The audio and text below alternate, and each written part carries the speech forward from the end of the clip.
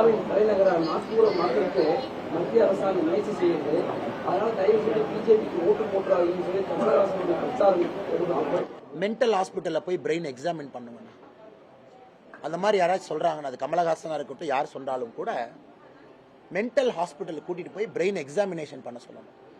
உண்மையாலுமே நல்லா இருக்காங்களா, ரெண்டு பிரெயினுமே, லெஃப்ட் பிரெயின் ரைட் பிரெயின் ரெண்டுமே ஃபங்க்ஷன் ஆகுதா, சுயநலவோட தான் இருக்காங்களா, சரியா சாப்பிட்றாங்களா அப்படின்னு பார்த்து மருத்துவ ஆலோசனை கமலஹாசன் ஐயா கொடுக்கணும். நல்ல ஒரு சைக்காட்டிஸ்டை கூட்டிட்டு போய் நல்ல மருத்துவ ஆலோசனை கமலஹாசன் அவங்களுக்கு கொடுக்கணும்.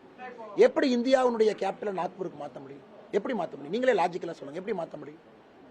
இந்தியாவுடைய winter capital, summer capital Chennai கொண்டு வாங்க, நான் அதை ஏத்துக்கிறேன்.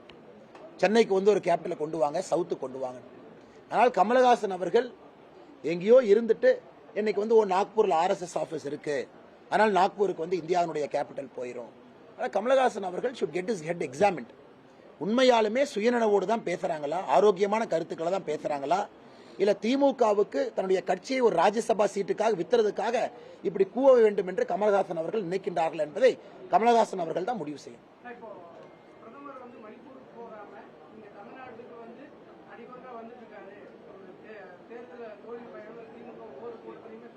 ஏன் திமுக கதறாங்க? பிரதான் மந்திரி தன்னுடைய நாட்டில் இருக்கக்கூடிய தமிழகத்திற்கு வர்றாங்க, திமுக என்ன பயம்? இதே முதலமைச்சர் அவரை கையில கிளவுஸ் போட்டுக்கிட்டு அப்படியே அந்த கார்ல வந்து அப்படியே யாரையும் தொடாம கும்பிடு போட்டுட்டு அந்த மாவட்டத்தினுடைய தலைநகரத்துக்கு வந்து அப்படியே ஹைட்ராலிக் லிஃப்ட் ஏறி பேசுறத தவிர முதலமைச்சர் கிராமத்துக்கு போக சொல்லுங்க. இந்த முதலமைச்சர் எத்தனை கிராமத்துக்கு போயிருக்காருன்னா, தமிழ்நாட்டினுடைய முதலமைச்சர் எத்தனை கிராமத்துக்கு போயிருக்காரு? முதலமைச்சரான பிறகு 33 மாசத்துல எத்தனை கிராமத்துல இரவு தங்கியிருக்காரு? ஏன்னா மக்கள் நகரத்துல மட்டும்தான் வசிக்கிறாங்களா? மக்கள் கிராமத்துல யாரும் மக்கள் இல்லையா? இந்த முதலமைச்சர் எத்தனை முறை கிராமத்துக்கு போயிருக்காரு? வெள்ளை அறிக்கை விட சொல்லுங்க. கிராமத்துக்கே போக மாட்டார். ஸ்பெயினுக்கு போவாரு, யூகேக்கு போவாரு, துபாய்க்கு போவாரு, ஜப்பானுக்கு போவாரு, இங்கெல்லாம் போவாரு.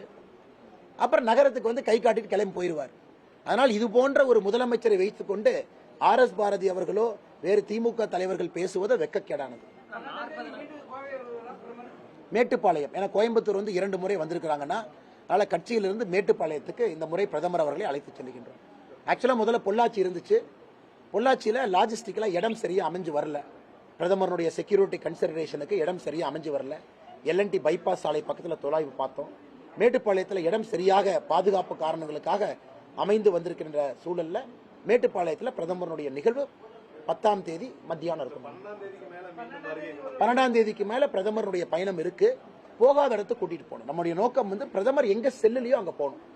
அப்படின்னா ஏற்கனவே வந்த இடத்துக்கு போக மாட்டாங்க, புது இடத்துக்கு பிரதமருடைய பயணம் இருக்கும். 12ஆம் தேதிக்கு மேல உங்களுக்கு சொல்றேன்.